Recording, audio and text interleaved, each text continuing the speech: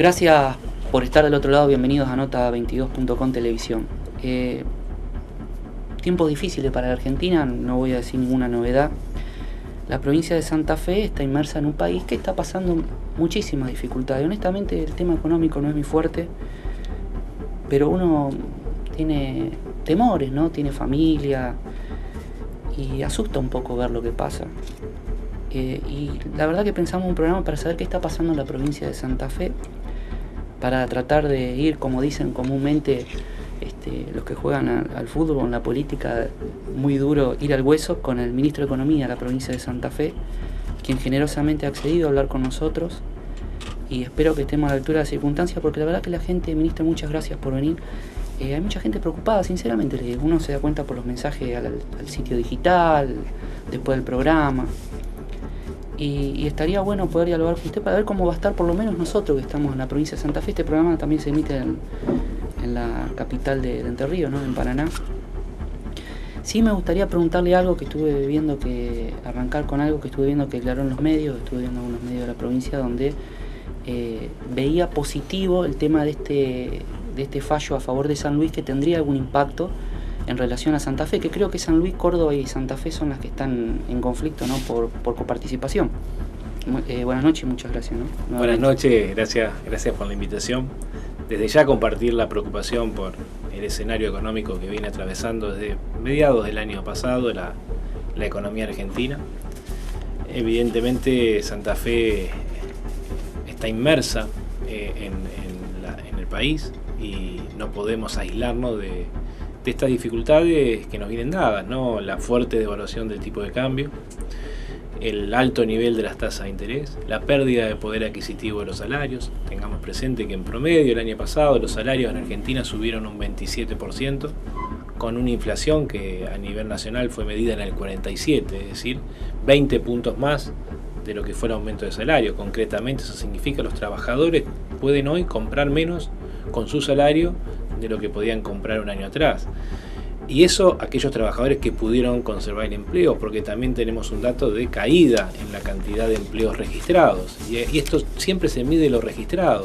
En el sector informal de la economía, sí, en el sector negro, incluso muchas veces uno en crisis observa que es más grave, pero bueno, es más difícil de medir. Lo cierto es que el escenario es complejo, Santa Fe forma parte de eso. Sobre la pregunta puntual respecto del fallo que se conoció para el caso de San Luis, yo hago una doble lectura. Por un lado, positiva en términos de que se viene a resolver uno de los temas centrales para poder luego exigir que se haga efectivo el pago. En el caso de San Luis sucedió, seguramente está un antecedente que será replicado próximamente para Santa Fe, porque en el fondo los fallos de San Luis y Santa Fe son idénticos. Que es con qué tasa de interés actualizamos la deuda que se fue generando durante largos años y lo traemos a valores del 2019. La Corte ya ahora fijó una posición. Como las provincias y Nación no lograban acordarlo, bueno, fue la Corte la que lo definió. Digo, eso es lo positivo, haber despejado una incógnita para resolver este conflicto, haber dado un paso más.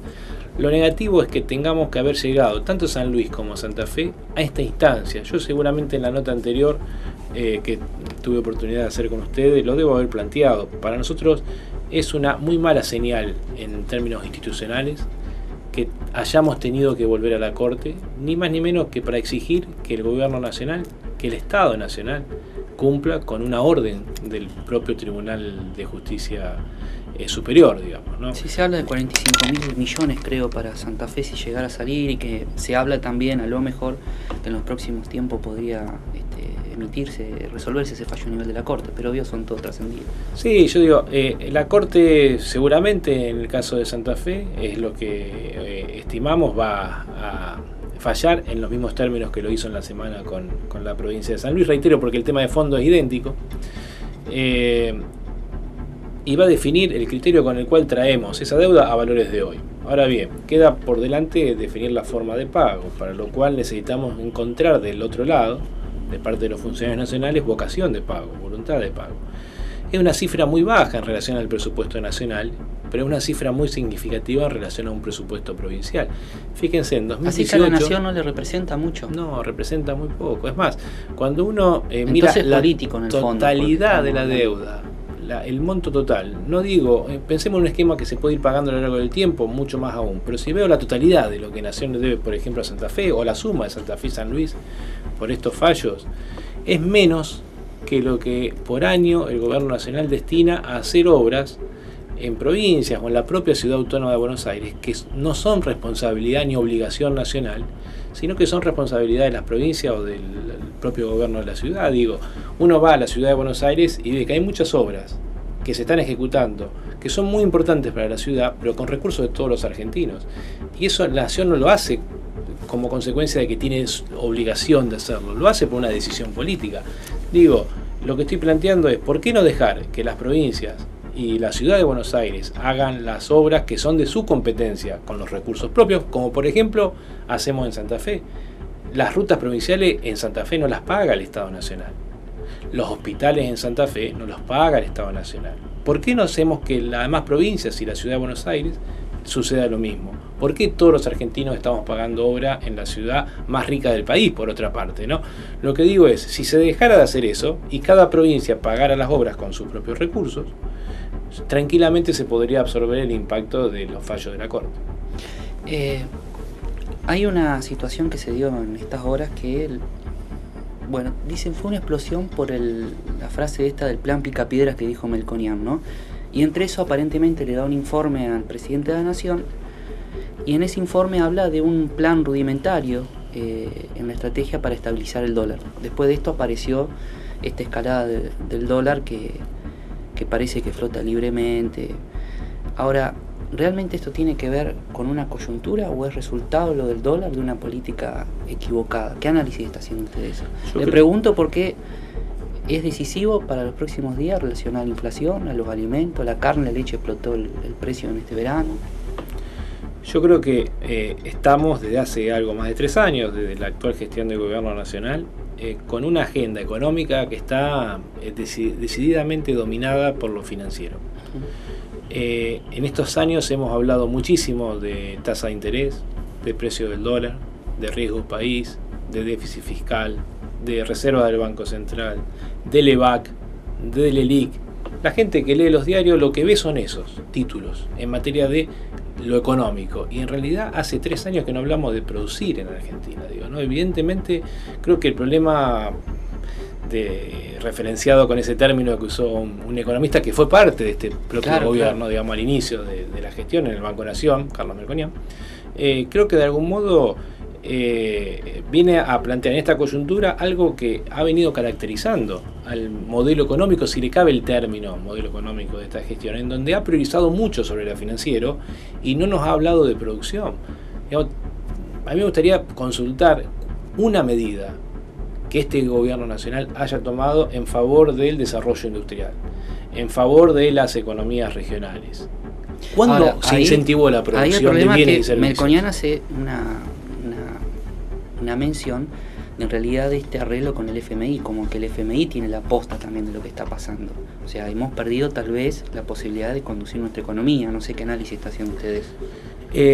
En cualquier caso, la verdad que uno desconoce la letra chica del acuerdo, pero digo, en cualquier caso, la decisión de haber acudido al Fondo Monetario no es fruto de la casualidad, es fruto de una decisión de política económica derivada de un contexto económico, fruto de medidas que se tomaron en el pasado.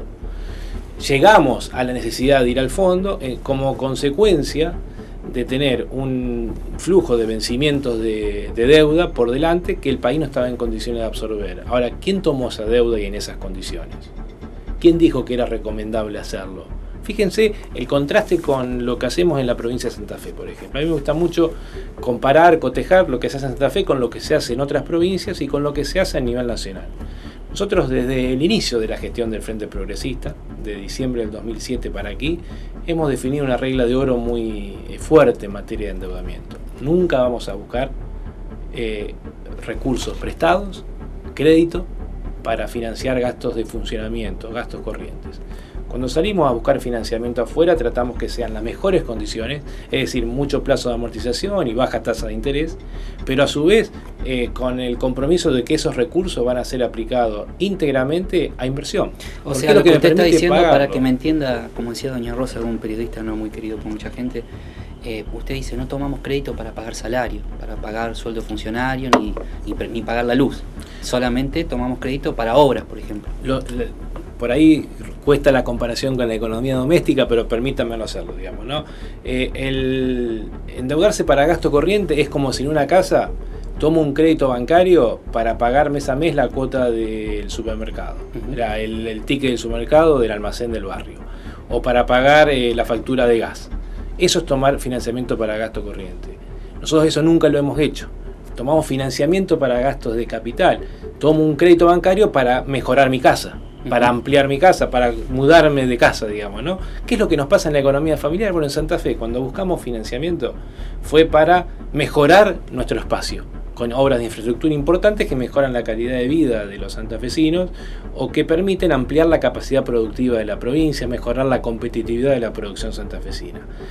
A nivel nacional eso no ha sucedido. Se tomaron miles de millones de dólares de deuda, en muchos casos con tasas de interés elevadas, con plazos de amortización muy cortos, para financiar salarios, para financiar gastos corrientes. Y algunos dicen que para pagar la propia deuda, ¿puede ser analizado así? También, en parte para pagar la propia deuda. Pero digo, evidentemente eso nos llevó a tomar la decisión luego, el año 2018, de acudir al fondo, y evidentemente el fondo, desde el momento que te presta, fija condiciones en materia de los objetivos de política que se persiguen. Hizo alguna mención, pero le quiero preguntar sobre alguna explicación de por qué se desplomó la industria. Por ejemplo, en diciembre el 10,7%. Y si desde la economía se puede hacer realmente algo, o es que cualquiera que esté gobernando le hubiera pasado esto. No quisiera ser muy teórico en la explicación, pero espero que se entienda. En la economía lo que se produce es la sumatoria de 4 cosas. Lo que se consume, ¿yo para qué produzco? Es porque vendo dentro del país, consumo, porque le vendo a alguien que está invirtiendo, porque lo vendo afuera o porque me lo compra el Estado. Es decir, consumo, inversión, exportaciones y gasto público. Son las 4 fuentes de colocación de la producción. Si uno se remonta para atrás del 2015, creo que teníamos un modelo en donde se pensaba que había que producir para que eso sea vendido al mercado interno o al Estado. Es decir, consideraban que el consumo y el gasto público eran los motores del crecimiento de la economía. Que evidentemente en un corto plazo pueden serlo, pero en una mirada de mediano y largo plazo eso no puede sostenerse, porque si uno consume mucho y no invierte para ampliar la capacidad productiva o no vende al exterior para generar las divisas, los dólares que nos permitan sostener ese crecimiento, a la larga eso se termina. Del 2015 para acá, el modelo económico, y reitero si le cabe el término modelo, pensó solo que la economía va a crecer de la mano de la lluvia de inversiones, recordemos esa frase, y de constituirnos el supermercado del mundo, es decir, de las inversiones y de las exportaciones. Lo cierto es que en 3 años no hubo lluvia de inversiones y no hubo un buen exportador, ni una cosa ni la otra. Y por otra parte se redujo ostensiblemente el consumo y la participación del Estado en la economía, el gasto que permite sostener la demanda. El gasto público pretenden hacerlo caer este año 2,7%. O sea que eso también produciría una caída de la economía. No cabe duda que si la población tiene menos salario y en definitiva hay menos consumo, y que si estamos ajustando el nivel de gasto del Estado, ¿a quién le voy a vender lo que produzco? Entonces, vos me preguntás, esta caída de la actividad industrial, ¿por qué podría modificarse? Solo se podría modificar si los industriales tendrían a alguien a quien venderle. ¿A quién le van a vender? Al trabajador, al que tiene capacidad de consumo. Si la capacidad de consumo se va reduciendo porque el salario disminuye, evidentemente tengo menos posibilidad de venta. Si el Estado disminuye su participación en la economía, si las inversiones no llegan y si las exportaciones cuesta mucho tiempo generarlas, porque de hecho es lo que está pasando, no hay un buen exportador, reitero, ¿a quién le vendo? Y si no tengo a quién venderlo, no tengo por qué producir. Eso es lo que está pasando en Argentina. Los inversores están... Una pregunta que veía en un matutino económico y hablaban de que es probable que los inversores se dolaricen. ¿Qué significa esto? Que lo hagan más rápidamente, ¿no? Y si realmente se puede dar eso, porque, insisto, estamos hablando de un dólar complicado. Vuelvo, creo que si discutimos sobre lo financiero, estamos dejándonos ganar la batalla.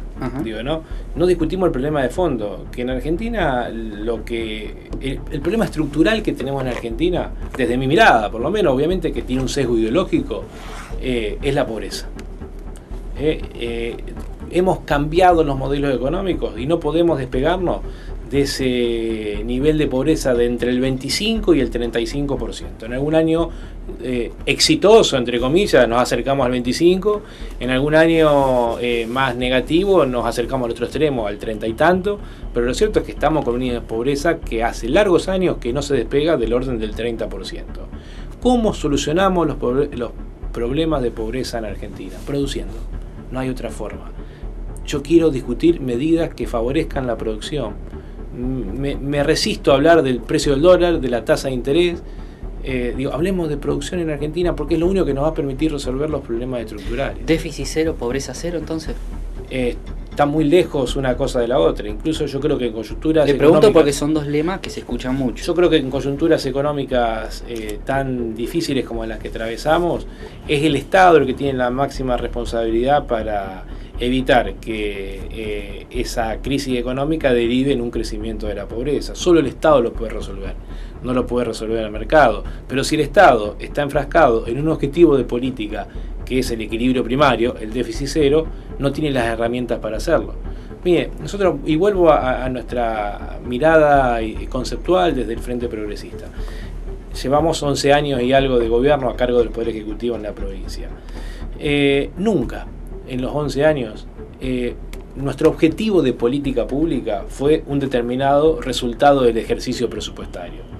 La verdad que hemos administrado con absoluta responsabilidad. De hecho, hoy los números lo muestran claramente, como Santa Fe es por lejos la provincia menos endeudada del país, por ejemplo, pero por lejos. Córdoba tiene 4 veces más deuda que Santa Fe, provincia de Buenos Aires 6 veces más que nosotros, ciudad de Buenos Aires 7 veces más que nosotros. ¿Córdoba cuánto dijo? Porque 4 veces. Siempre se nos compara 4 veces. 4 veces, per cápita el análisis, ¿no? Por habitante. 4 veces más que nosotros.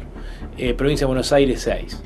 Lo que digo es, hemos administrado durante todos estos años buscando la consistencia fiscal a lo largo del tiempo. ¿Esto qué significa? En algún año puedo tener déficit, en algún año puedo tener superávit. Lo que no puedo tener es déficit todos los años que no pueda sostener financieramente en el tiempo. Ni tampoco tiene sentido que el Estado tenga todos los años superávit y acumule riqueza frente a la gente que la está pasando mal. Tenemos que buscar un equilibrio a lo largo del tiempo. Y eso es la forma en la cual hemos construido en Santa Fe. Pero el objetivo del Estado, reitero, no es el resultado de un ejercicio, sino es la salud pública, la seguridad, la educación, el apoyo a las actividades culturales. Es muy pobre que la meta de política de un gobierno sea el equilibrio del presupuesto. Hay una cuestión que me parece que a lo mejor usted puede llegar a coincidir. Desde mi punto de vista, más de lo doméstico, entiendo que tiene que ver con la confianza. Yo no sé cuál es la incidencia realmente en la economía, el tema de la confianza, esta cuestión psicológica de que parece que un día confiamos todo y otro día no confiamos, nadie confía en nada. Así terminamos el domingo, nadie confía en nada, se desplomó el país. ¿Qué está pasando con la confianza? La provincia de Santa Fe de alguna manera toma créditos a nivel internacional, los consigue. Hoy el país tuvo que recurrir, usted decía, al FMI porque nadie nos prestaba. Entonces la pregunta es, ¿qué está pasando con la confianza? ¿Qué análisis hace? Porque me parece que es ahí el eje sobre el cual vemos cuál va a ser el futuro. ¿Qué va a pasar la semana que viene, el mes que viene y en un año electoral? En la primera clase de economía en la facultad, obviamente arrancamos con la definición de qué es la economía. Y básicamente nosotros escribimos que hay diferentes definiciones, a su vez no todos piensan lo mismo sobre la economía, pero la definición en el marco en el cual uno se inscribe es de una ciencia social. ¿Qué significa una ciencia social? Una ciencia que estudia el comportamiento de personas. Personas que actuamos tomando decisiones de consumo, personas que actuamos tomando decisiones de inversión cuando administramos empresas, personas que tomamos decisiones de administración del Estado cuando nos toca ese rol. Pero muchas veces saber administrar lo escaso también. Claro, son decisiones humanas, decisiones de personas que evidentemente están cruzadas por las expectativas. Uno toma decisiones hoy sobre la base de lo que proyecta que puede pasar en el futuro, para bajarlo a la tierra. Una persona que hoy tiene un salario X va a actuar distinto en cuanto a qué se anima a comprar o no, según tenga previsto estabilidad en ese ingreso o que no sepa si de acá a 3 o 4 meses puede ser despedido. Como lo dirían en mi barrio, no me voy a poner un crédito a cambiar el auto si me agarra el Uber y se me va la nube. Exactamente. Para decirlo... Sí, o no me voy a poner en un crédito hipotecario si yo tengo un trabajo en donde no sé si de acá a un año me despiden. Entonces, la expectativa que uno tenga sobre el futuro condiciona mucho las decisiones que tomamos hoy. Entonces, estoy convencido que es muy importante que se generen expectativas positivas sobre el futuro. Ahora, esas expectativas positivas tienen que tener sustento, porque si no es un boomerang. Y es algo de lo que le ha pasado a este gobierno, que desde el 2016 nos prometió el segundo semestre, por ejemplo, en donde iba a llegar la lluvia de inversiones. Reitero, cuando uno juega mucho con las expectativas y esas expectativas después contrastan con la realidad, después uno pierde la credibilidad. Y cuando la conducción económica pierde la credibilidad, es muy difícil reconstruir las expectativas respecto del futuro de la economía. Dicho en concreto, ¿este gobierno da confianza? A usted no le gusta hablar de los inversores, pero lamentablemente alguien tiene que tener plata. De algún lado tiene que salir la plata, y si no la pone el Estado, tienen que ser privados, empresarios, pueden ser de afuera dicen, se fueron, no vinieron. Hubo 27.000 y pico de millones de dólares de fuga el año pasado, según dicen. ¿Qué va a pasar? Porque en definitiva, después también hay un comentario en las columnas de opinión que son contradictorios, donde dicen, bueno, está puesto la confianza de que si no gana Macri vuelve Cristina, y aparece esa coyuntura también. ¿Qué va a pasar desde su punto de vista? Que sé que hacer futurología en este país que sube y baja todos los días es muy complicado. Yo creo que la confianza se construye con el tiempo y se solidifica con el tiempo. Entiendo que las actuales autoridades nacionales, reitero lo que decía recién, han generado expectativas que luego contrastaron con la realidad, pero incluso han asumido compromisos formales que luego no estuvieron en condiciones de cumplir. Y evidentemente mi sesgo por el cargo que ocupo me permite plantear alguno de ellos. Digo, este gobierno nacional al gobierno de Santa Fe le firmó un consenso fiscal en noviembre de 2017. Con un costo político muy alto. Exactamente, donde se comprometía, y lo firmó el presidente de la Nación, donde se comprometía antes del 31 de marzo de 2018 a llegar a un acuerdo por los fallos de la Corte. Y eso no se cumplió. Entonces, ¿cómo puedo generar confianza en que la otra parte va a cumplir algo si está firmado por el propio presidente de la Nación y no lo cumple? Digo, ese es el ejemplo más paradigmático, pero ha habido muchos otros convenios firmados donde Nación no lo cumplió. Fíjese el consenso fiscal, no solo en lo que refiere a los fallos de la Corte, sino al tema tributario. Este para mí es un tema no menor. En noviembre de 2017, recordemos, días después de haber ganado masivamente el espacio Cambiemos las elecciones legislativas de medio término en todo el país, en la provincia de Santa Fe también, ganó el candidato de ese espacio, lideró. El gobierno nacional convoca a las provincias y en el transcurso de una semana firma el consenso fiscal que establece, entre otras cosas, un horizonte decreciente de las alícuotas de impuestos provinciales, fundamentalmente ingresos brutos e impuestos de sellos. 2018, 2019, 2020, 2021, hasta 2022 inclusive. Eso fue en noviembre de 2017. En septiembre de 2018, menos de un año después, el gobierno nacional y la mayoría de las provincias firmaron el consenso 2018, que es una modificación de lo que hace menos de un año se habían comprometido todas ellas. Santa Fe no lo firmó. Y no lo firmamos porque entendemos que debemos darle a la ciudadanía señales de previsibilidad respecto de lo que viene. Si hace un año nos pusimos de acuerdo en que vamos para allá, al año ya le decimos no, en realidad no vamos para allá, volvemos para atrás.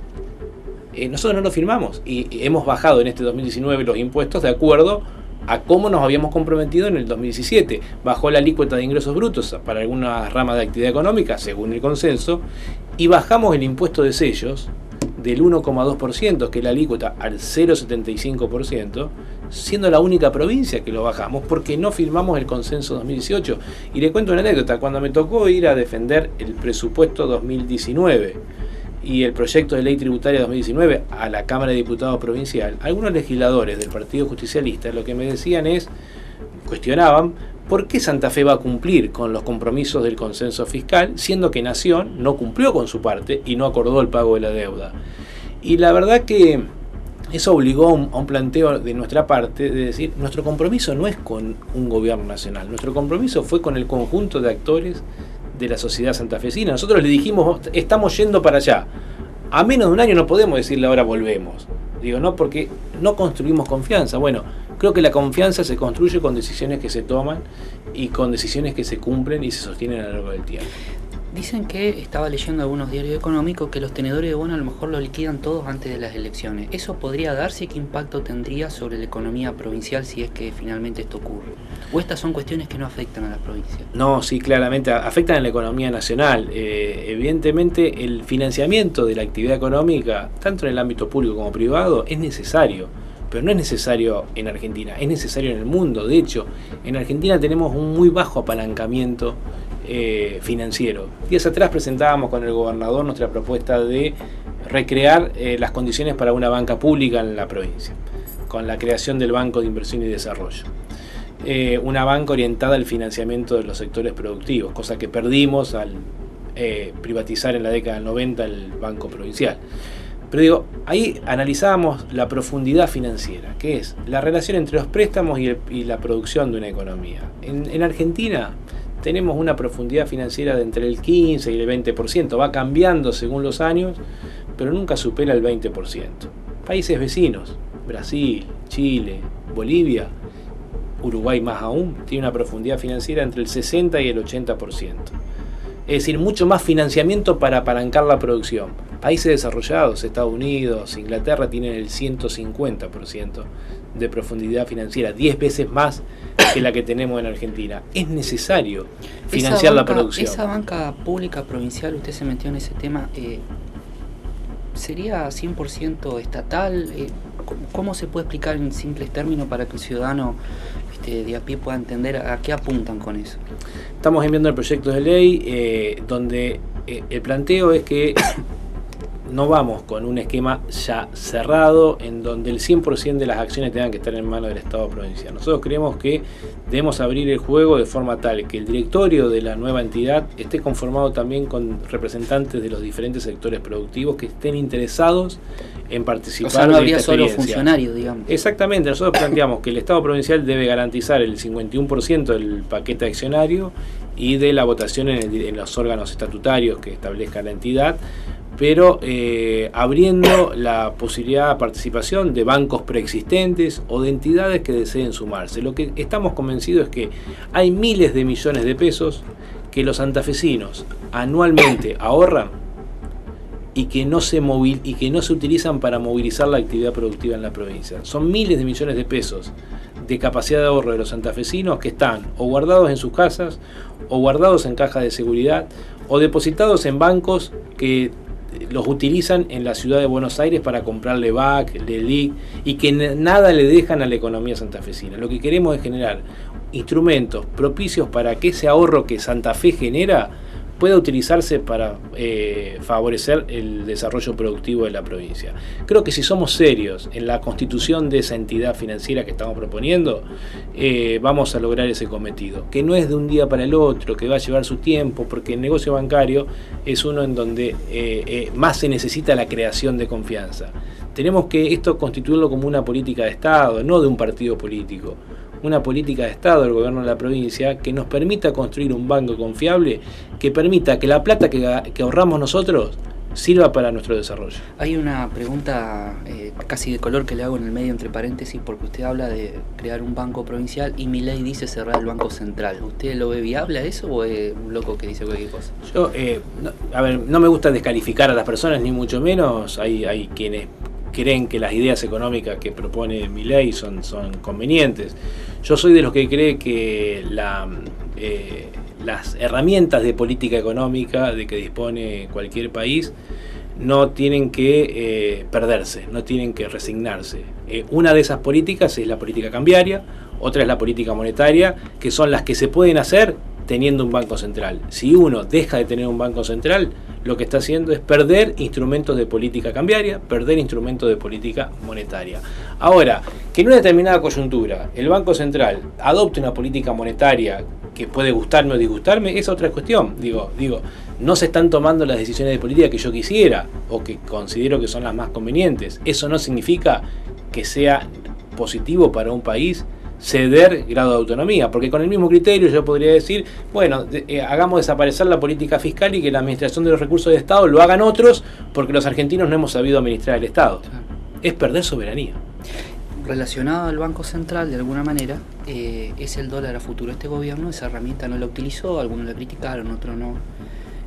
¿Sería conveniente tener para darle cierta expectativa o tener clara algunas expectativas al dólar a futuro, utilizar esa herramienta, o está de acuerdo con esa política de que no se use eso, digamos, del dólar a futuro? Es un instrumento financiero más dentro de otros tantos que tiene el Banco Central.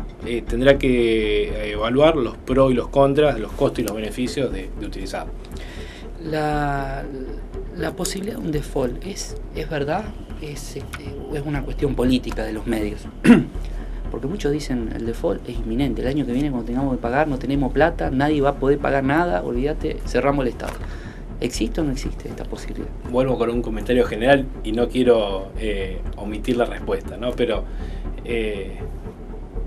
no hablamos de producción, hablamos de default, hablamos de título, hablamos de dólares, hablamos de dólar futuro, no hablamos de producción, y a mí me gustaría mucho más hablar de producción. ¿Usted dice que nos están marcando la agenda? Definitivamente. Se discute pero sobre variables financieras. Si es en algo que no le va bien, ¿para qué insistir sobre algo? El dólar pero evidentemente creen que los inversores se fueron, que la plata se fue. Evidentemente le dan una relevancia a lo financiero muy superior que a los que tenemos otra mirada se le debería dar. Yo estoy convencido que el financiamiento es fundamental para el crecimiento de las economías.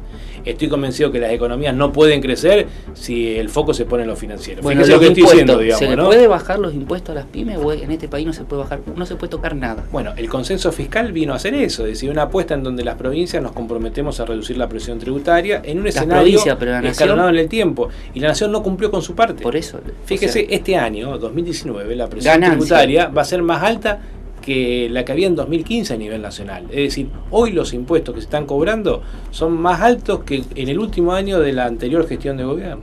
¿Es lógico cobrarle ganancia a una persona que gana 40, 50 mil pesos en un país con una inflación de esta naturaleza? O sea, ¿usted lo observa como algo posible, es viable construir así una economía? Yo creo que tenemos que ir más hacia un esquema tributario más focalizado en la ganancia extraordinaria o de orden de magnitud importante y en la riqueza, que un sistema como lo tenemos actualmente, mucho más basado en el consumo y la actividad económica, porque los impuestos al consumo, el IVA, el principal impuesto al consumo, claramente son regresivos, impactan mucho más en las clases bajas que en las clases altas, precisamente porque la clase alta una buena parte de su ingreso no lo consume, no lo ahorra.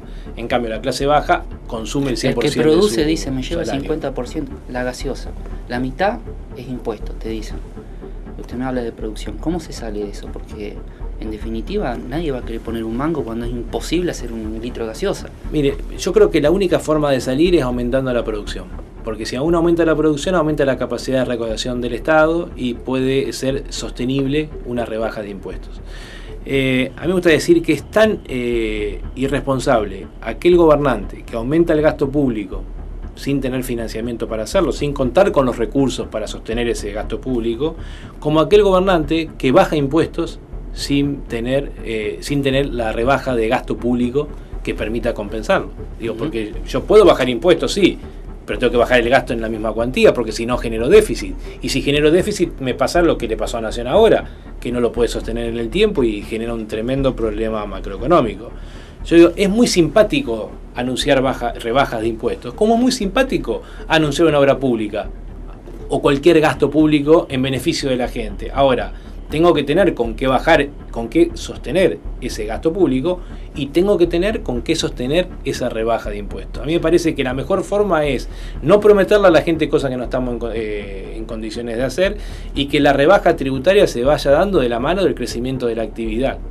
Hay algo que se dice y se apunta que indefectiblemente va a afectar a Santa Fe, me parece a mí, porque hay muchos santafesinos que pertenecen al sistema de previsión bajo el ANSES, pero también tiene que ver con las leyes laborales que dependen del Congreso de la Nación, ¿no? Y dicen, dentro del esquema del FMI está pedir reforma laboral porque así de esa manera se genera una actividad productiva más importante, una nueva impronta, y la reforma jubilatoria que ya Bolsonaro pretende, por ejemplo, 300 millones de dólares recaudar haciendo una reforma, levantándole para jubilarse, una cantidad de cuestiones.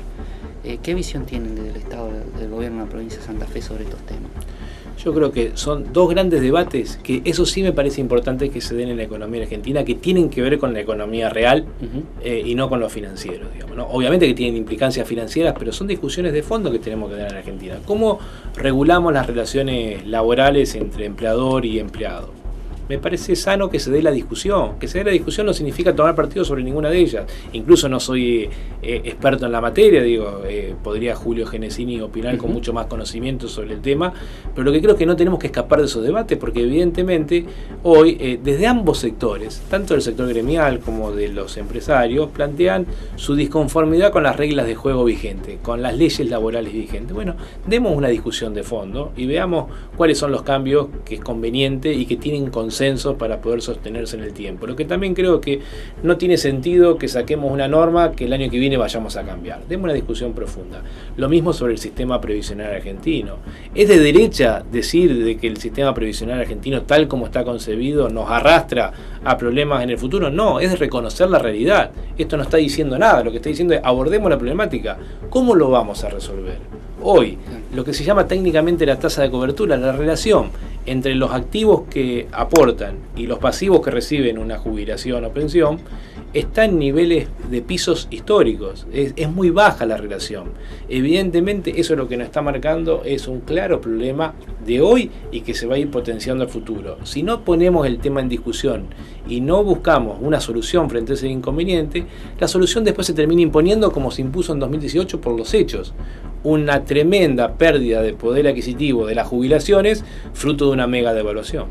¿Sabes, Gonzalo, que el año pasado, cuando tenía oportunidad de hablar con usted, también he hablado con el doctor Genesini, ¿no? El tema del mundo del trabajo, vinculado estrictamente, muy vinculado al tema de las pymes. Santa Fe tenía la posibilidad de soportar estas políticas nacionales, eso es lo que me dejaba a mí como mensaje hablar con los dos, y como que era un nido caliente que las tormentas nos pasaban como que estábamos en un pozo, nos pasaban por arriba las tormentas y zafaban. Evidentemente algo está pasando porque caminamos ambos la peatonal santafesina, hay muchos locales cerrados, mucha gente que no puede pagar alquiler, también hay gente que cobra alquileres tremendos, una cosa bastante impresionante para la época que es. Pero nos está llegando la crisis a nosotros de una manera, a lo mejor no como en otros lados, pero nos está calzando. ¿Qué perspectiva tiene hacia adelante, por lo menos en los meses próximos, respecto a estos temas? Yo creo que hemos hecho un aporte muy fuerte del gobierno de la provincia en 2018 para retrasar lo más posible el impacto de la crisis aquí. Evidentemente que, como decíamos al inicio de la nota, Santa Fe forma parte de Argentina y las grandes variables de la macroeconomía nos impactan como le impactan a cualquier otra provincia. ¿Cuál es el margen de acción que tenemos como gobierno de la provincia y cómo podemos, de algún modo, minimizar esos impactos? Con lo que hemos venido haciendo, y yo lo relato muy rápidamente. Desde ya, la actuación del Ministerio de la Producción y del Ministerio de Trabajo, estando al lado de las empresas con dificultades para tratar de evitar que se cierren o que despidan trabajadores, eso marca una diferencia con lo que uno por lo menos ve en otras provincias, en donde los funcionarios de esos ministerios son de algún modo quienes relatan lo que está pasando, pero el Estado no ha hecho nada para evitarlo. En Santa Fe hemos tenido un rol muy activo con los procedimientos preventivos de crisis, con algunos instrumentos del Ministerio de la Producción, primero tratando de evitarlo. Evidentemente, cuando pasa el tiempo y la empresa es insostenible, del Estado no podemos sostenerla, pero después también con otros instrumentos. Por ejemplo, la aplicación de la cláusula gatillo en los salarios de los trabajadores Usted se me públicos. mete en un tema interesante para finalizar. La verdad le agradezco muchísimo este tiempo para aclarar un montón de temas. ¿Qué va a pasar con los trabajadores del Estado? Y me gustaría que también me diga qué está pasando en otros lados, porque, insisto, Santa Fe es un Estado que pertenece a un Estado más grande que la nación argentina, no es una isla. Estaría bueno que nos diga qué va a pasar con los trabajadores, porque la verdad que siempre preguntarle a mi ocasión, preguntarme qué va a pasar con nuestro sueldo, qué va a pasar con nuestro salario, porque la verdad que la inflación es muy alta y si se proyecta, o de acuerdo a lo que uno lee, ¿no?, una inflación de 40% de este año, más casi 50% del año pasado, en 2 años tenemos una inflación, que estamos entre los primeros países del mundo, pero la tabla al revés, digo, Sí. estamos mal. Y ese trabajo lo tiene usted, así que le tengo que preguntar, ¿qué va a pasar con los trabajadores? Y la culpa no la tienen los trabajadores de las decisiones de política económica que se toman a nivel nacional, ¿no? Evidentemente los salarios de los trabajadores públicos de la provincia, docentes, policías, enfermeros, médicos, el personal de la administración central, se paga con impuestos que se le cobran al conjunto de la ciudadanía. Conjunto de la ciudadanía que, como decíamos, la está pasando mal. El comerciante o cerró o está viendo cómo hace para no cerrar, el industrial no encuentra a quién venderle, el trabajador de cualquier rama de actividad privada tuvo un aumento de su sueldo en promedio de un 27% y ve cómo el trabajador público de la provincia tuvo un incremento cercano al 50% el año que pasó, digamos. Entonces yo creo que es importante tener ese contexto. Ahora, nosotros como gobierno siempre hemos buscado una propuesta en el ámbito de la negociación salarial que permita, en circunstancias donde la economía viene bien, que el trabajador pueda ganar algo contra la inflación. Y en circunstancias donde la economía viene mal, que no pierda contra la inflación. ¿Qué es lo que pasó en 2018? La cláusula gatillo les garantizó no haber perdido. Para este 2019, nosotros lo que estamos buscando es una fórmula que permita sostener el poder adquisitivo. Reitero, no es un año para ganar. Lo que uno tiene que pretender este año es tratar de no perder. Ahora, usted me dice cláusula gatillo, entonces aumentó casi un 50, me dice. Exactamente. Y si este año se proyecta un 40, estaría aumentando el salario 90% en estos 2 años. Si ese fuera el Eso índice se daría así, inflacionario. efectivamente. Efectivamente es así, porque ¿Y la todos los provincia meses... tiene plata para sostener? Bueno, a eso voy. ¿De dónde salen los recursos? Cobrándole impuestos a gente que evidentemente no tuvo ese aumento en su ingreso, tuvo un aumento menor. El promedio de la sociedad argentina, el promedio de la sociedad santafesina tuvo un ingreso que se incrementó mucho menos. Entonces lo que tenemos que buscar es una fórmula donde el trabajador vea que ante la inflación su salario también reacciona, pero que a su vez eso sea compatible con la capacidad real de pago que tenemos desde el gobierno provincial, siendo que nuestros recursos no están creciendo al ritmo de la inflación, están creciendo menos que la inflación porque hay una caída en la actividad económica que no podemos desconocer. Entonces debemos encontrar una fórmula que resuma, que reúna estos dos elementos. O sea, la política, en esa construcción estamos con los gremios. Esa política económica, política salarial, lo que usted está planteando es que se reduciría a la cláusula gatillo, por lo que entiendo, porque dar un aumento sobre lo que se fue actualizando por esta cláusula sería muy difícil en este contexto económico. Yo no descarto nada ni ratifico nada, lo que digo es, creo que la cláusula gatillo es una garantía para los trabajadores. Muchas provincias tomaron esta metodología. El año ¿Qué análisis hicieron pasado, ustedes? lo que pudimos conocer, solo 3 provincias de 24 aplicaron cláusula gatillo, en algunos casos con revisión, sin cláusula gatillo. Pero con no es lo revisión. mismo revisión. No, Porque porque la revisión se tienen que juntar, perder un par de meses a ver cómo arreglamos las cosas. Y en los hechos... Y después que se dé también. Porque... Y en los hechos, los que tuvieron revisión, no solo ese tiempo en el cual no se ajustó, sino que cuando se ajustó estuvo por debajo del incremento que dimos en Santa Fe, digamos, ¿no? Resultante de la gatillo. Es decir, meses donde no tuvieron aumento y cuando lo tuvieron fue más bajo que el que dimos en Santa Fe por aplicación de la gatillo. Pero reitero, yo creo que la fórmula tiene que ser una que le dé tranquilidad al trabajador de que no somos ajenos a la inflación y que su salario debe tener referencia con lo que está pasando con los precios de la economía, la inflación, pero a su vez también tener desde el Estado un compromiso de pago que luego podamos cumplir. Yo siempre le digo a los gremios, no este año, siempre se lo he dicho, lo reitero este año, que no hay peor acuerdo para el trabajador que aquel en el cual el Estado promete mucho y a los 3 meses lo llaman para decir no lo puedo cumplir. En este contexto, ¿se titularizaron nuevos agentes cualquiera sea el área de la administración o se contrajo el Estado, el gobierno de la provincia? Nosotros en nuestra gestión hemos sostenido el nivel de empleo a nivel global, pero con muchas titularizaciones docentes, con lo cual eso está hablando de... ¿Cuántos agentes más o menos tiene el Estado? Y 130.000 agentes más o menos. Son 130.000 familias entonces. Exactamente. Gonzalo, espero, no sé si le quedó, la verdad yo por lo menos tenía estas dudas, le agradezco muchísimo el tiempo que nos ha dedicado. Sabe que le contaba a Balaguer en una entrevista anterior, el salario promedio docente, sacando Cava, Santa Fe y por supuesto las provincias del sur por el costo de vida, ¿no?, que es altísimo, ronda los 13.560 pesos. Y bueno, usted se formó también en la universidad y sabe que la calidad de la educación es muy importante. hay que ver hacia adelante cómo se saca adelante el país, ¿no? Porque si nos va bien a nosotros y a Entre Ríos no le va bien, no nos va bien. Así que estaría bueno que algún día la política pueda resolver esas cosas. Soy un hijo de la educación pública, como quien dice, y valoro fuertemente la misma. Y creo que tenemos una materia pendiente en Argentina sobre ese particular. Incluso, ustedes saben, en estos días se está discutiendo la paritaria universitaria, que 5%, está muy rezagada, 4%. Muy rezagada contra pero el 4%, resto de los niveles. 5%. Digamos, ¿no? Una cosa muy cruel, diría yo. Ahora, lo que sí uno puede es comparar, porque somos parte de Argentina, cuál es el salario inicial o con cierta antigüedad de un docente en Santa Fe, que necesariamente es lógico que tenga pretensiones de que sea más, pero compararlo contra lo que es en otras provincias, y creo que es justo que todos reconozcamos que en Santa Fe tiene un mejor nivel salarial que en el resto del país. Le agradezco mucho, Gonzalo, y muchas gracias al gobernador también que nos permite hacer este tipo de entrevistas, que me parece que aclara muchas cuestiones, y sobre todo para el santafesino que paga sus impuestos y usted los administra. Muchas gracias por la invitación, ha sido un gusto. Nos vamos a un corte.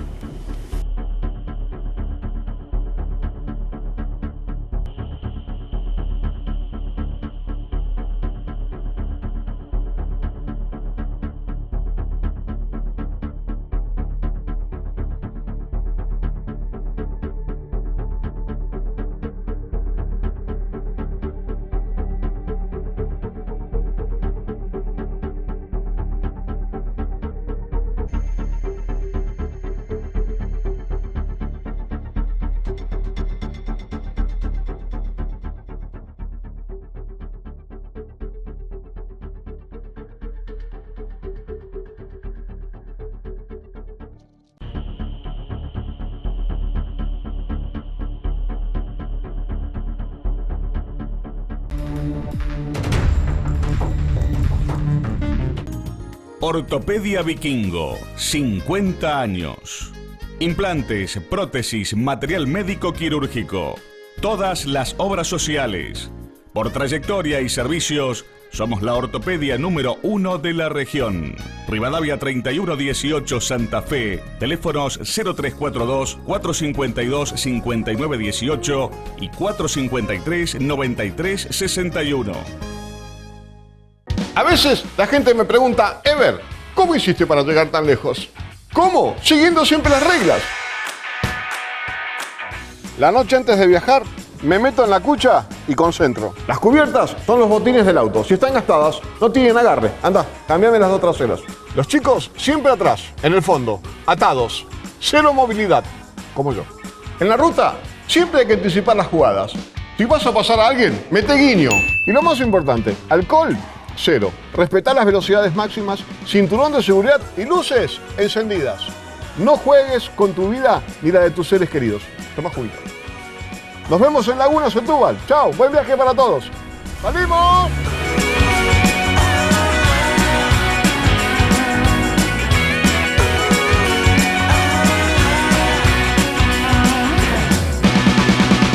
Nos olvidamos el ventilador de pie. Nos vamos a cocinar en la carpa. No sabía. Nota22.com.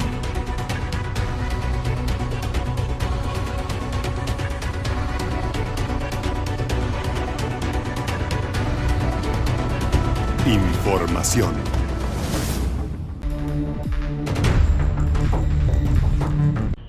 Continuamos con el programa. Gustavo, ¿cómo estás? Hola Maxi, ¿cómo estás? Buenas noches. Bueno, escuchábamos al ministro de Economía de la provincia. La verdad que pensé que me iba a aliviar un poco las penas, pero naranja. ¿Quedaste más preocupado que antes? Sí. Bueno, eso a nivel provincial, y seguramente no es muy diferente de lo que ocurre a nivel nacional. Estamos en un verano recalentado desde el termómetro, digamos, del clima, y también desde el termómetro económico. Otra vez el dólar, como históricamente ha sucedido, ha comenzado a elevar su precio. Nunca se sabe muy bien a dónde está el techo del dólar. Si hablamos de números, más allá después de lo que podamos cada uno de nosotros, los televidentes en su casa y quien sea, opinar, Si hablamos de números, por ejemplo, ya prácticamente hemos pasado la mitad de febrero, mirando en lo más inmediato anterior, que fue el año 2018, vemos una industria que cayó el año pasado un 3,4%, ya el número, en este caso, final, ¿no? Y todo el mundo dice que en este 2019 la industria seguiría esa caída. Entonces, ¿de qué estamos hablando? Estamos hablando de un industricidio, más o menos, ¿no? Porque indudablemente que el momento para la industria nacional es horrorosamente pésimo. Quizás como no se recuerde una situación así en muchos años, décadas, ¿no? La situación de la industria es preocupante, primero porque a este país le costó mucho ser industrial, siempre fue algo que se propuso y se llegó a unos niveles más o menos estándares y encima de ese nivel lo empujaba hacia el precipicio. Estamos en una situación complicada y la producción en sí tiene una situación dificilísima, más ahora con los tarifazos, porque encima ahora vienen nuevos aumentos. Totalmente, hablábamos recién del tema del dólar, de los tarifazos también tenemos algo para decir, pero si recapitulamos con relación al tema del dólar, está el dólar loco. Claro, el sin techo.